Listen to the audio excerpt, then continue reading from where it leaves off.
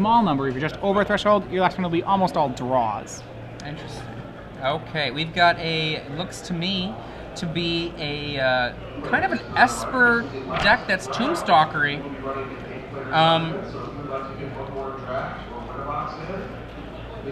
This Stoneblade deck we see from Jeff is not exactly Stoneblade. It does have Tombstalker, Dark Confidant, Stoneforge Mystic, Thalia. And Jeff Hoogland, I think top 32 yesterday. We saw him on camera. He was playing a 5-color control deck. Kind of a homebrew player. I was talking to him a bit about his deck. He's pretty excited about it. It's a white-black. He's playing white-black essentially here. He's playing a U.S. national team's member, Alex Binek. There we go. Don't was Alex the one you owed some information to? I a shout out perhaps, or was that somebody else? Thank you for keeping me out, reminding me. Jeff Hoogland fetches with his Verdant Catacombs. Alex with no response. Alex does not have any stifles, but Jeff doesn't necessarily know that. Jeff getting a Scrubland. Following with a Swamp and a Hymn to Turak. Turak, if you prefer. What does that do? Well, 2 cards at random go away. Yeah, something they would probably... Brainstorm in response.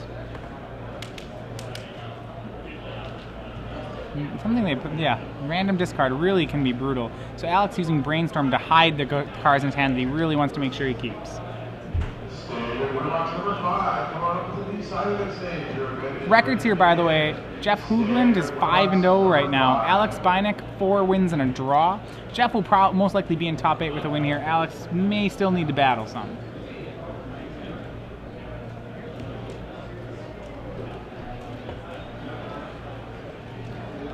Force of Will, always one of those cards that is a strange response to Hymn to Turak. Another land for Alex Binek.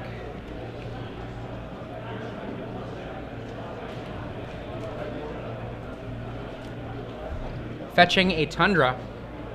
So Alex Binek's deck is, as I said before, it's just straight Stoneblade. He actually is playing a little bit of a counterbalance package. 2 counterbalance, 2 counter spell, 3 tops. So yeah, and he does have the Terminus, though no Entreat the Angels. So a little bit of the Miracles Stoneblade.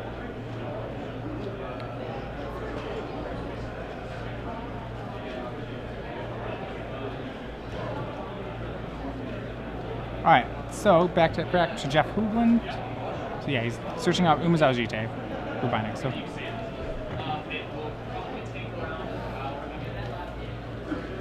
and Jeff cuts. Joe Panaccio. That is the player who I've been owing this to. Swords to Plowshares from Jeff Hoogland on Alex Binek.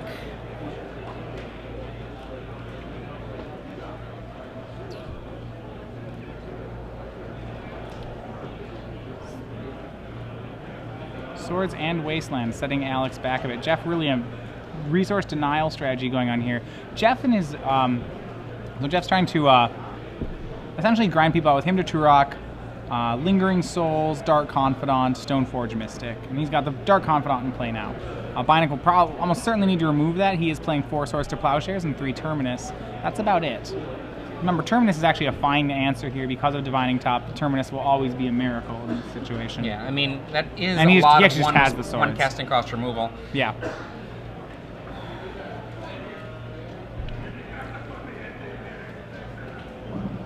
John McDaniel and Zach Fowler. Only 3 cards left for Jeff. The thing about a Sensei's Divining Top in a matchup like this where you can kind of grind things down, every draw being successively exactly what you want it to be, it adds up fairly quickly. Yeah. And there's the fetch land. It was 2 cards down, but now he draws it instead of drawing a non-land. Fetches, shuffles away those cards he didn't like.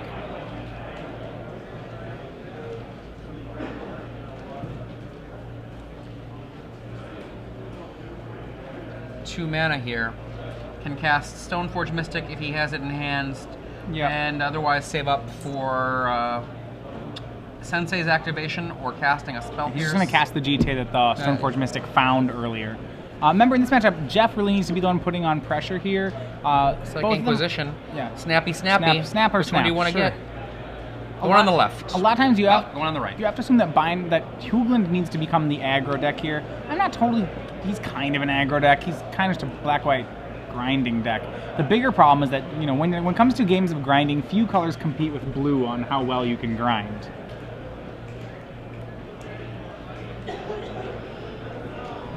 All right, so on taps, so Binek will play this cast snap, cast your mage, and a swords. Sure.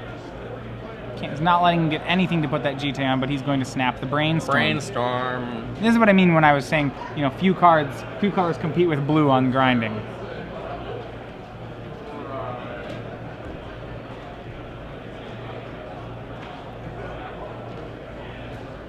All right, so we have Brainstorm resolves. Now Binek will take his turn. He'll start out by topping. Oh, there's the counterbalance. Yikes. And no Vindicates in Jeff Hoogland's deck. May cause an issue for him. So counter top now in play. Binek at 21.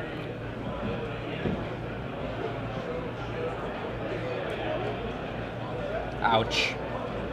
This is rough for a deck like Jeff's, which is intended to kind of grind things out. His real ways to escape a counterbalance lock looks like Tombstalker times 2, Sure. Batterskull times 1. Yeah, Tombstalker really can't, be counterbalanced. And he's going to go for Lingering Souls. I don't know if there's a 3. Binek's a little strong. He has Vendilion clicks, and that's it for 3s. See if he finds one. No, he does not. So I think some souls will linger, but there is a Batterskull on its way now. Sorry. Souls looks like it's resolving. Yep, 2 1/1s for Hoogland. Not really Pegasus, but who cares? Lingering Pegasi. All right. And Alex's turn, and to turn yet another instant. We got a Brainstorm. What do we got there? Now, the Alex Binek's deck. Gosh. He's really just setting up the long game with countertop here. He has a Wasteland going. Now he's going to cast that Batterskull he'd found.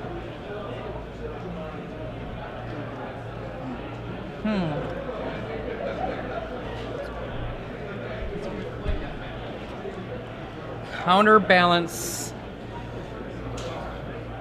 Yeah, countertop Stoneblade. It's a possibility. Liliana of the Veil, yeah. It's like just one of these. Oh, Liliana is out there. Looks like that's going to take care of a Germ. Goodbye, Germ.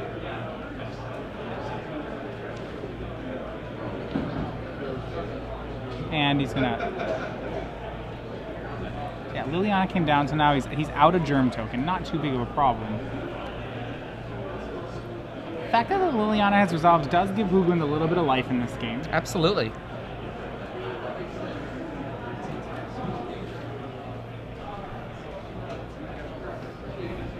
I actually really like the art of those Pegasus for his tokens here.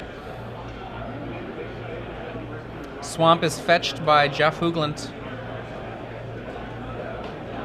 Normally, getting out countertop and counterbalance and Sensei's Divining Top would be enough to lock out a lot of decks, but Jeff is able to be in this with his 3s, yeah. Liliana of the Veil and Lingering Souls. There's a fair number of 3s, and he also has these 2 Tombstalkers, which all can work together. Remember, even when flashed back to Lingering Souls, there's still a 3, despite the fact he's only paying 2 for it.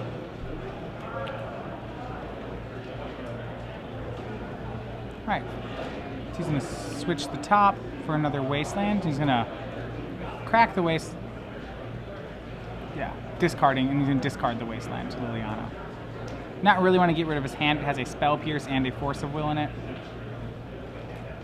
Binek's hand a little weak here. He's going to just run the Batterskull swap, but that means his top will be down for a turn. He won't have one. Spell Pierce on the flash on the Lingering Souls. Right. Go ahead. Back to Alex Binek. So 1/2 got out.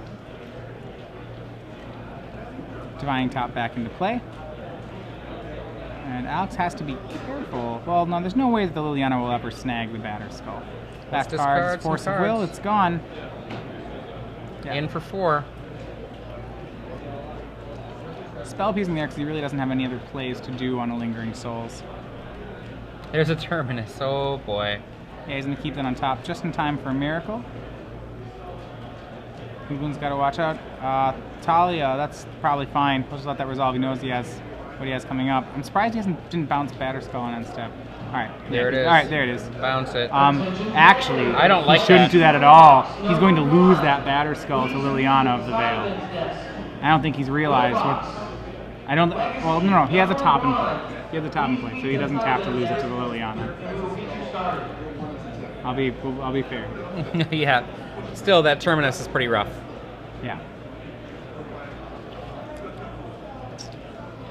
Liliana, well, let's discard. Well, I'm going to look at my top, find something bad. He's going to spin and bury the top. There we go.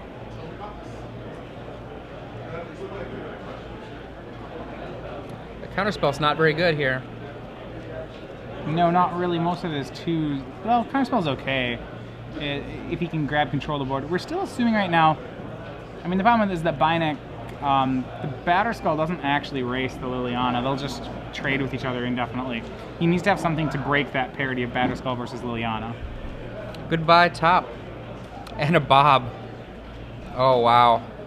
Now, what did he leave on top? Not a 2, I'm not assuming. a 2. And that counterbounce really not doing its work. And Jeff Hoogland is pushing through this. We see the Batterskull. Yeah, somehow we've gotten to this point where, you know, this countertop's just really not working. And Bob says, "Oh, whoa, ouch. A lot of damage. That's fine. He's more than happy for that that happened. Oh boy, that was pretty a little okay. bit of a painful. It's what, 8? That was a lot of damage. I believe 8. Yes. Yes. Liliana says, "Go away, Germ." In comes Bob. Do you have any 8s on top of your deck? No. Okay. How about we get rid of some of this stuff? Ah, that Hoogland stuff looks escaping fine. from under this countertop. All right, Binek on the draw. His Hey, draw redraws there's the top again. He can get a fresh deck if he wants, but he's going to have to. He's going to have to draw some swords or Bob something. says swords.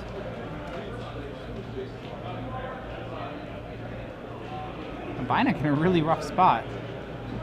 Tombstalker and Bob, come on in. Bob, the Dark Confidant. Let's look at top. Maybe there's a Terminus in there somewhere. Counterspell, not so great. No, we're gonna crack a fetch and maybe spin the top again. Jeff drops to 10, soon to drop to 3 unless he can find some reprieve. You know, I'm sorry to be rooting against a member of the U.S. national team, but I will generally actively root against anyone playing countertop. So. Just in the sporting sense, you feel like they're not being very, they're not making the game very fun. I like chalices, not countertop. How do you? The difference is that chalices don't take so much time up.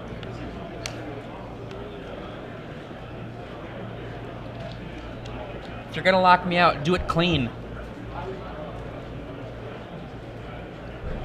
Oh, wow, there it is. Hits the Terminus. Oh, boy. Well, that's unfortunate for Jeff. Jeff will just have to keep on going here. He has 3 cards left in his hand. Yep, those go on the bottom. This was his first card drawn this turn. We got 1 spot in the commander pod. If you have 100 cards, Let's both discard. Goodbye, Just Chromox. himself, yeah, Chromox not doing anything. Hey, it's a top. What a Redo surprise. Top, spin top. Jace. That's Jace. Ouch. All right. I think Jace beats Liliana. I'm sorry, Liliana. And that was a great fetch land for Binek. So he found a top 3 with a Jace and a Terminus in it. I mean, that's the cool part about fetch lands and top, is eventually you will find that Jace and the Terminus. The Terminus needed to happen right away. The Jace, now that's just helping Alex really take control of the game. And he's probably gonna, if I were playing with Jace, the question is, do you brainstorm or do you start fate sealing here? Probably brainstorm. Discard. Probably just always brainstorm.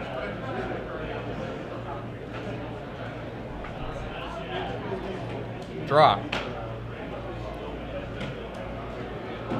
2 cards in hand for Jeff. Brainstorm. And he has his replacement Jace ready to go, and a counter spell. And a Stoneforge Mystic. Yeah, so Wow. I would want to... He's going to abandon the counter spell. I don't really like that. Alright, so he keeps Mystic, looks like he keeps Stoneforge, and counter spell. I don't actually see a reason to cast that you need Stoneforge here. I mean, I guess it's pretty good so you can do all instant speed things with Batterskull. Draw. He's gonna say he's not gonna deny the trigger on. He's gonna shuffle. Okay. So Binek with a counterspell in hand, Stoneforge Batterskull going. I feel like he's pulled out of this.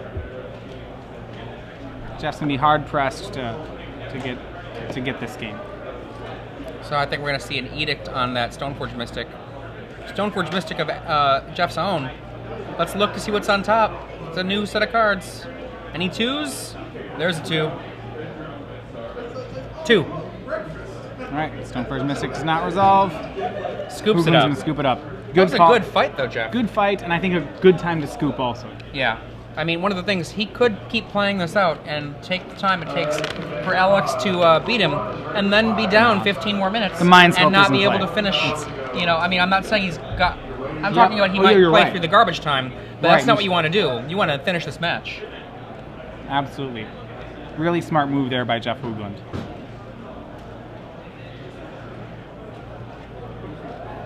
Both players sideboarding now. Now, what do you think about Jeff's moment where he laid the Tombstalker without any other threats in his hand? I think that the Dark Confidant by itself would have required a Constitute a Terminus. big enough threat? Yeah.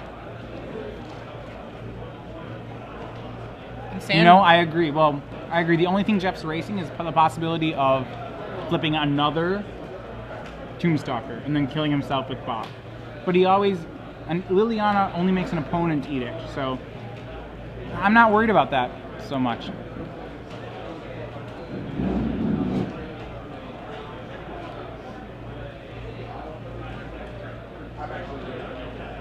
Alex Binek, with a difficult deck to categorize. It has elements of the countertop deck, elements of the Miracles deck, which is really a countertop deck, oftentimes, usually, and then it has Stoneblade elements, so... It's a blue-white deck. I would Yeah. still call it, you know, as the Mystic package. So I'd still call it a Stoneblade deck, and then just say, oh, he's running top. In the same way that some, you know, we've seen Rug Delver decks run countertop out of the board before, I believe. So it's like, you know, and you still call them Rug Delver. I would still say he's playing Stoneblade.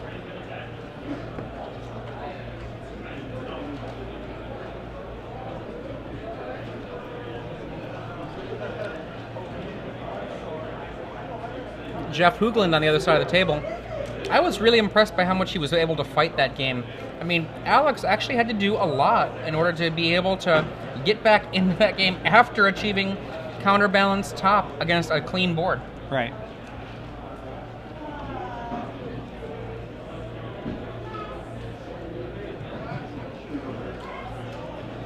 Sideboard-wise,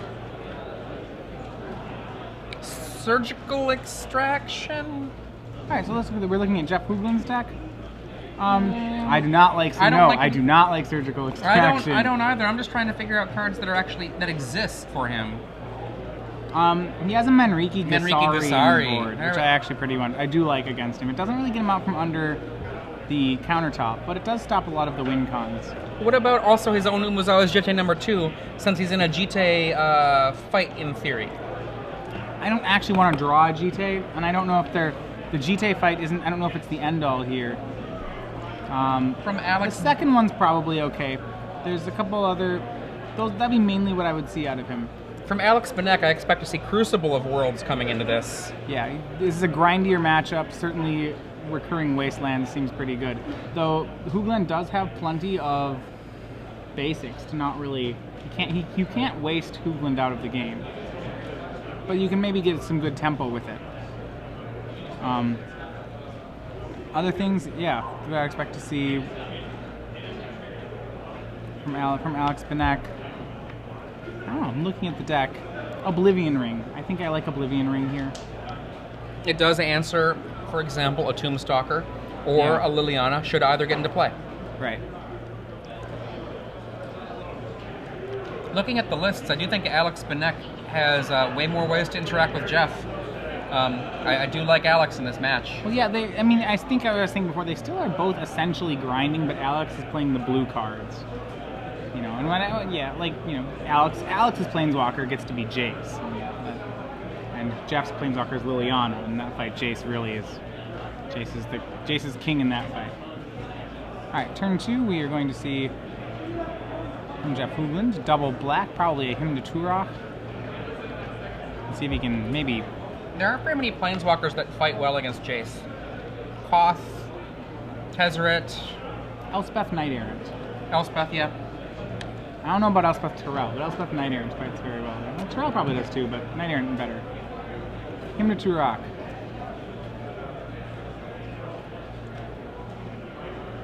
Goodbye Terminus and land?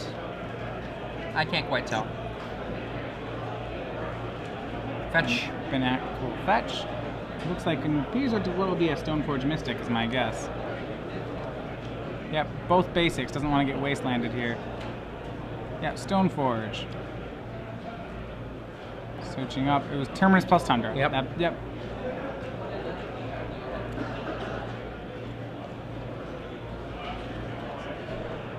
There's the Uzawa's Jite. Third land Hoogland. His white is now online. Fetch. I think he's just going to get more basics. No real reason to get fancy here. Yeah, so he gets a plains.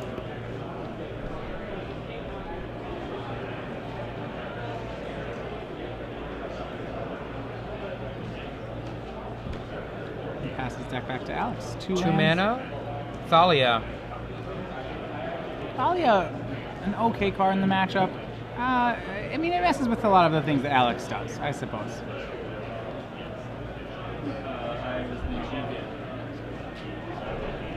Are you still playing the tournament? Alex says go, just waiting on his own activation. Right, essentially casting Jite this turn, but just doing it in a more sneaky sort of way. You see Sensei's Divining Top for 2 from Jeff Hoogland. And Umazawa's, Batterskull in hand. In hand, the old fake out play.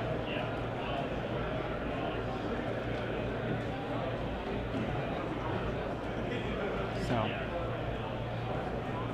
The 4th land. This will allow him to drop the Jite, equip it, and as long as there's not a Source of Plowshares in the mix.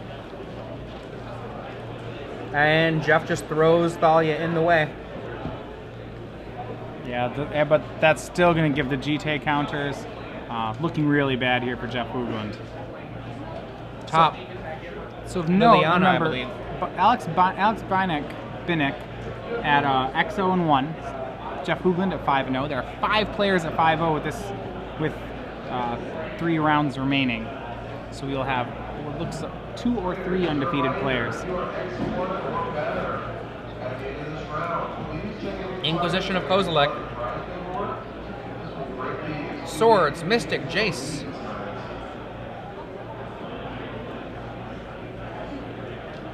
Alright. Really just kind of a loaded hand. Jeff's having trouble dealing with Alex's board even, and then the hand is a whole nother set of problems. I mean, Black-White's answers to a card like Jace are Vindicate and the attack phase. Yeah. He's not actually playing Vindicate. Right.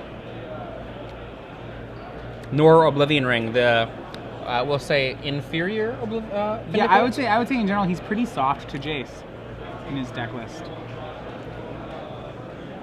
In comes the Batterskull and the Mystic. And the Mystic. Block. Take Sure, 1. Okay. Takes 1. Up to 4 Jite counters.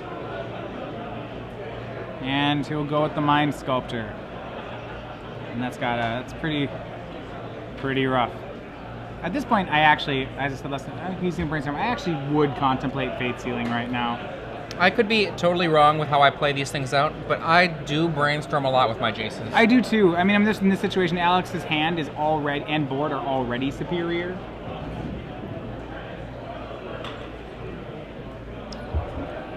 Like I said, I could overdo these things. Okay, yeah. I just love those cards. I'm like, oh, Brainstorm again? I mean, one of the cool things about Jace, or uncool things, is that, you know, he's very hard to play, and that finding the correct decision to pick is very difficult. But the forgiving part is that even when you pick the wrong one, it's probably okay because they're Yep. all good. Jeff extends the hand. He knows what's going to Yeah. happen with Jace there. He He can't- can't push back through it. Alex Binek wins 2 games to 0, advances to 5 wins and 1 draw. Jeff Hoogland drops to 5 wins, 1 loss. Both players still alive for top 8 here in St. Louis.